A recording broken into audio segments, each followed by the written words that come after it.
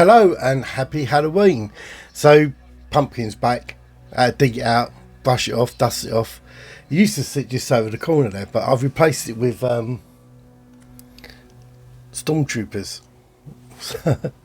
But I thank you for all the feedback on the Ragged to School video. Yeah, I know it's touched a lot of people, and I didn't want to. I almost felt like it was turning into a bit of a history video, to be truthful with you, but I just carried on going with it because it just felt right to do that. But today, Halloween, we've got to look at witches, and we're also looking at some ghosts as well. And I hope you're going to enjoy this one. I hope you're going to find it interesting. We are talking about a real life white witch, and also about what she left in the area and the ghosts around that area and the ghosts around Burley. Okay, so Burley, where are we? We are in the northwest corner of the New Forest in Hampshire, just outside of Ringwood. Burley has a long history, like most of the New Forest. It was used as a through route for smugglers, and you're going to get a lot of that in this area. And the New Forest got a video coming up on Ringwood, coming up soon, which is really interesting. Love being down there, love talking to local people, and I love talking to local people of Burley. They open up my eyes to not just the witchcraft of Burley, and it still has a active cavern of witches. I think it's only one of the few that still remain in this country. I think Canuden has still got one. So yeah, there's a few of them around, but yes, this one still operates in the area. So I'm going to be careful not to wind up the witches. Don't thought I'd be saying that before in the video, but these are white witches. I visited that other white witch shop the other day in that other video, so I'm getting quite used to hanging around these sort of places at the moment. Burley is your quintessential picturesque English village. It is lovely. It looks like everything is just based around witchcraft, and this is because of a lady called Sybil Leek.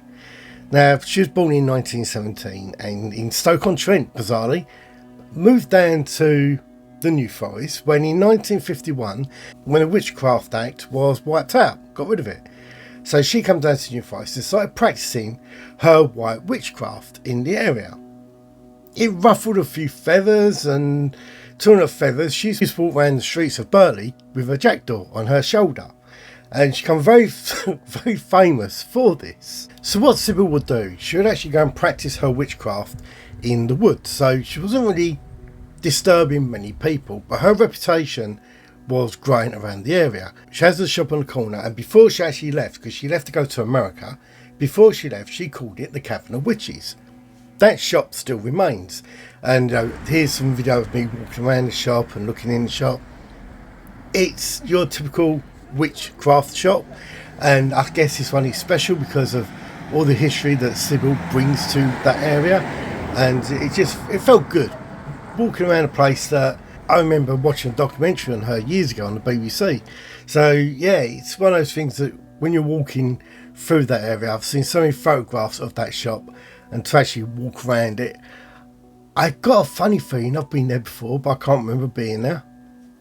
Don't know if that's a different life, but I used to go to the New Forest quite a lot years ago. Chances are I did just drive through it and didn't really take much notice of it. She used to practice her earth-based witchcraft up in the woods.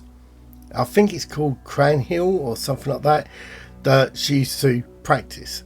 But what was going on at the time? Some of the local residents there weren't very happy with Sybil and the attention that she was bringing to Burley, this quaint little English town. This little, it was not even a town, a few groups of houses in the middle of the woods with a big manor that we're going to talk about later on. So, as I say, we are talking about ghosts in this video as well, not just about witches. And the village people started getting a little bit annoyed with Sybil. So much so that every week there'll be another newspaper reporter down there, there'll be more press come down there, TV crews will come down there to film her walk around the street with this jackdaw on her shoulder. But it does seem that there's more to meet the eye with Sybil than anyone knew. She believed that she was related to Molly Lee, who was persecuted as a witch years ago, and that's quite a deep dive into her if you want to. But also there's a rumour that she may have been a spy during World War II. There was a BBC interview with her where she sort of like hints at that, and some evidence has come out that there could be some credibility in that as well. So it does seem that Sybil had many different disguises. But in the 50s, it was very common to see Sybil walking around the village with the jackdaw, Mr. Hotfoot, which was its name, and a bit of a character around the town, and people were a little bit wary of her. Even though, by all accounts, she was absolutely lovely, lovely lady. Comes to 1964, and residents of the area have had enough of her. And some whispers started going on that her lease on the shop was coming to an end. And they sort of pressured the landlord to not renew the lease to Sybil. Sybil was devastated by this, but took the opportunity to go off to America. All this publicity had given her a foothold in that witchcraft in America as well, and people were interested in her, so she made quite an easy transition from England to America. That said, when she passed away, it is believed that she came back home. Only a few weeks after she passed away, Sybil was seen walking through that village late at night with her jackdaw on the shoulder, walking past her shop and across the road over to the Queen's Head. For the next 30 years, people said it was very common to see Sybil walking through that village or walking through the woods in the local area with the jackdaw on her shoulder. Now, I know some people have gone and done some investigations down there, and they've got mixed results. I know some mediums have gone down there and again didn't really pick up on anything. But I do know, talking to people in that local area, that local witchcraft and druids come down now truly believe that the spirit of Sybil is in that area and she has returned home, and quite ironically she got her own way. The whole village is sort of dedicated to her, so all those residents that had enough of her bringing all that attention to their village, she won. That village, there's even a shop down there called Sybil. It's no, every shop has got something linked to witchcraft down there. Even the post office has got postcards for witches and all this sort of stuff. You've got to laugh at it. These people tried to get rid of her out of that village, and she had the ultimate revenge in turning that village into a witchcraft village, and still today you have a cavern of witches that work there. So on that note, I've been going through my books trying to find some reports of the ghosts of Sybil in the New Forest. Couldn't really find any. Just says, oh yeah, she's meant to haunt it. No detail. And that is where I was going to leave the video, and like that is where, when I went down there, that is all I knew. I bumped into local people, like I always do, and talked to them, struck up some great conversations with them, and I was very interested in what I was doing and about the YouTube, and just not just about the ghost stuff and all that, but about telling the history. They get a lot of people that go there for just the witches, they get druids go down there and all this sort of thing. So when I was telling them that I'm there to, make note of the history of the place and tell their story, they were more forthcoming. And the lady that, when I was in the post office, what happened? I was in the post office, I asked in the post office if they've got any stories. Didn't have none. I walked out, and the lady walked out behind me, turned around and said, "Excuse me, I'll tell you something." And she told me this story that I'm going to tell you now. So what she told me, about 15 years ago, it was a really cold, frosty morning. Her and her husband got up to take the dog for a walk, and they walked from just by the Queen's Head, past the shop, and then up into, you've got another pub going up the hill, can't remember it right now, I'll mention later on in the video I think, going up the hill and into the woods at the back. They're walking along, nice crisp frosty morning, and the dog starts barking. They start hearing a bird sound like a crow, and the husband goes, "That's not a crow, that's a jackdaw." With that, they look up, and just at the brow of the hill where the trees are, they see a figure of this lady, all the mist coming around her, and a jackdaw flying up the hill and landing on her shoulder. With that, the figure of this lady disappears. It's your typical ghost story. I loved it. This lady is convinced that it happened, and unfortunately her husband's no longer around, but she said no, he was fascinated by it and he wasn't scared by it or anything like that. They knew of Sybil, they knew about her and the jackdaw, and they went to the pub that night, and I was telling everyone in that pub that they'd seen the ghost of Sybil. Again, local people seem to accept that she did return to that village. And that might be because they're used to seeing strange things in that village.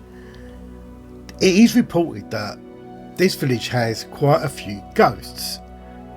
Locals believe that they have the typical stagecoach coming through that area of the night time, only based on the evidence that, or the say so, that they hear horse and cart coming up the road and they never see it. So sometimes, even during the middle of the day, they hear this horse and cart coming up the road. They look around expecting to see a horse and cart, and there's nothing there. I'm going to say that sand does travel, and looking over to Burley Manor, there's a chance that maybe they had a horse and cart over there, but who knows. The other one, I guess, is a little bit more convincing. Again, not a sighting, but a sound, and that is of the sound of horse and carts and then raised voices coming from the middle of the road, but there's nobody there. This is said to happen in the dead of the night, so people have come out of the pub once it's all been shut up, they're heading home. Now that was a big orb that come past me. Don't know what that was. I don't know if that picks up right there. See, if I was doing a paranormal video and I'd been doing an investigation and I was sitting here looking at all the tapes, that one would confuse me. Yeah, because nothing come past me and I can see a good line of sight with dust and all that. But that was weird because that sort of like glowed. I'll pay it down and show up on camera now. But yeah, anyway, where was I?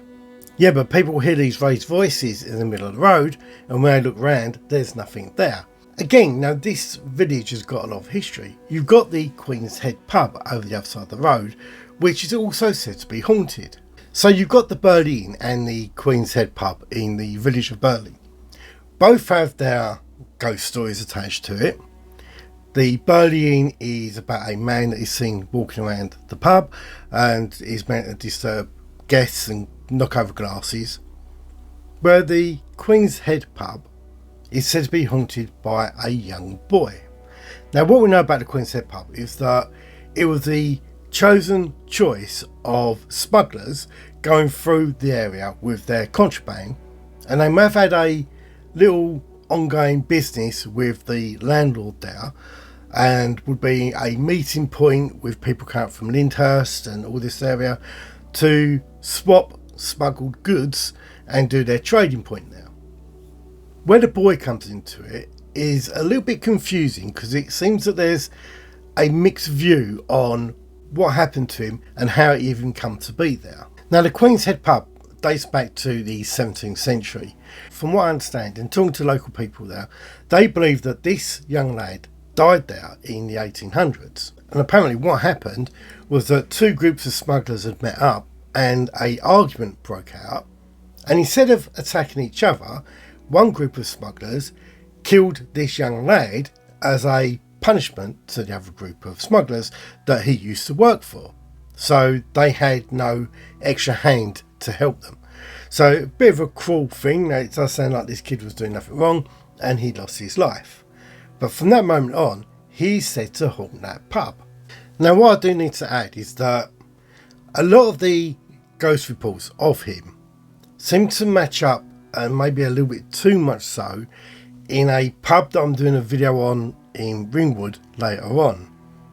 There just seems a little bit too many coincidences with this not to have some sort of link. So this lad in the Queen's Head pub is said to like slamming doors. He's seen mainly on the outside of the pub and not actually inside. So things will happen inside the pub, glasses would smash and doors would slam with inside the pub. but on the outside of the pub is where he's actually meant to be seen in a physical body.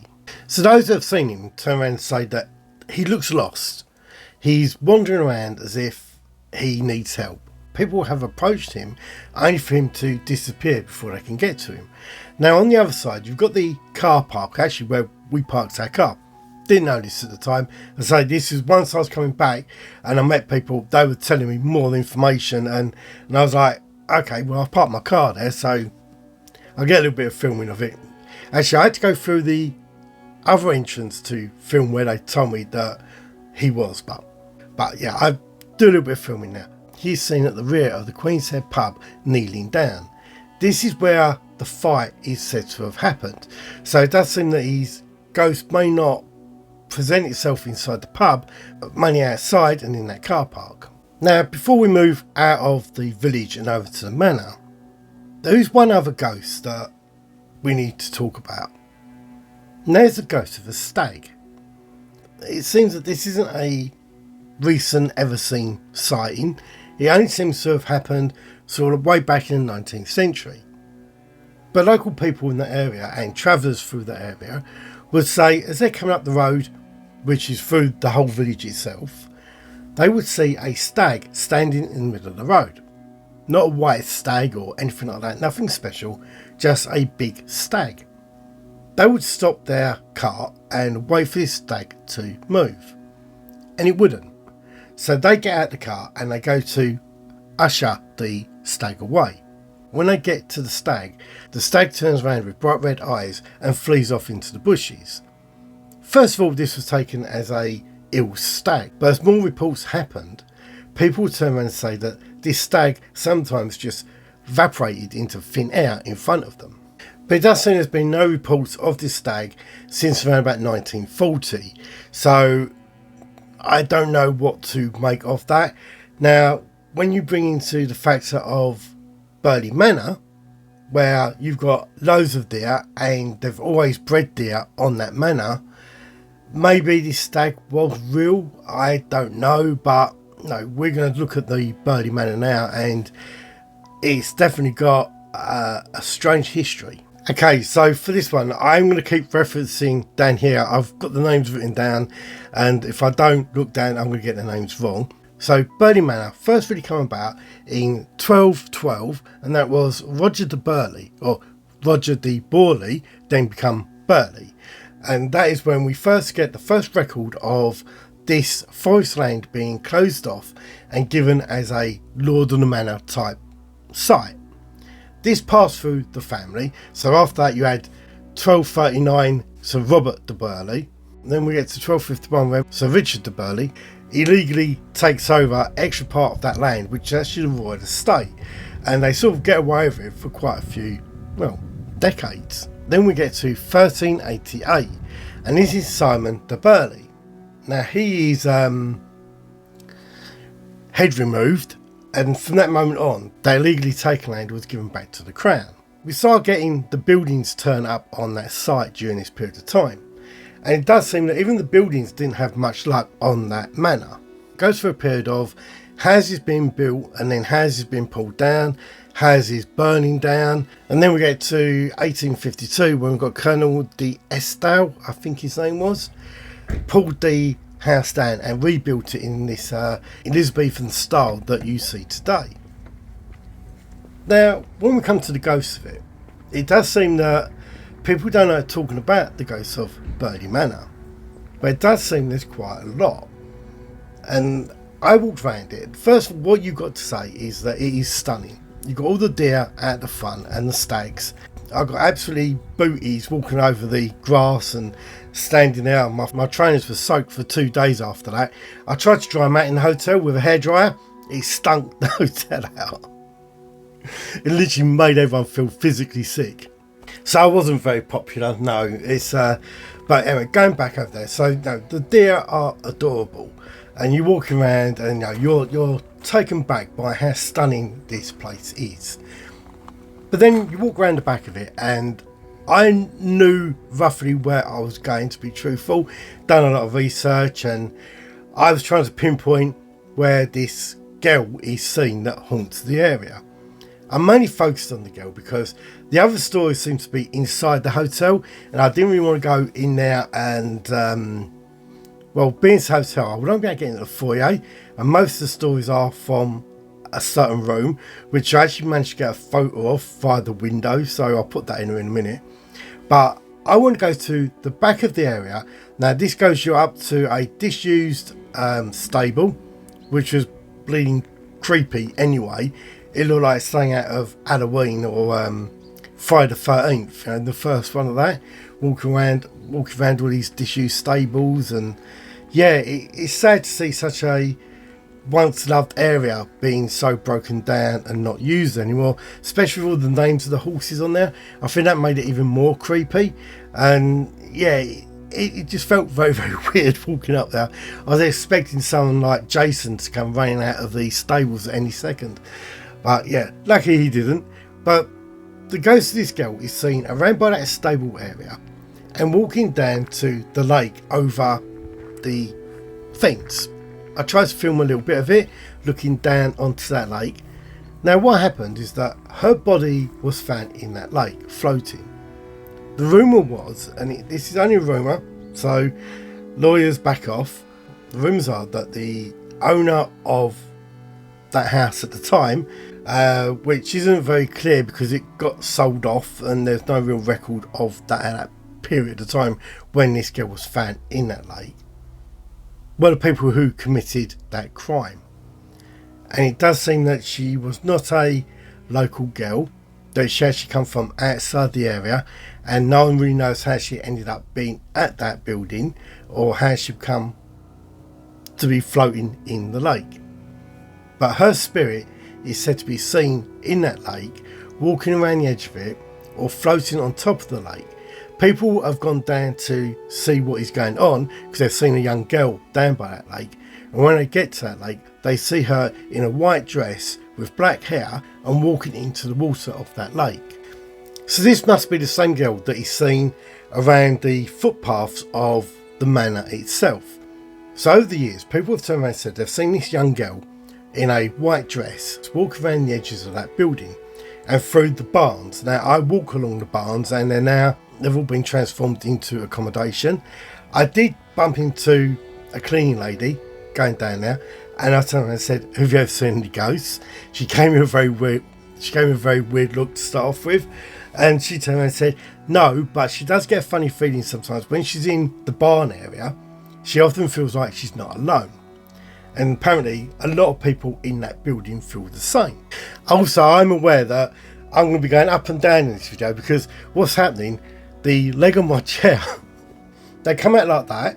The leg on my chair comes out like that, and one of them slightly turning around, so it's tilting one side, and I have to keep bending down and lift it back up again. So my head level is going to be all over the place in this video.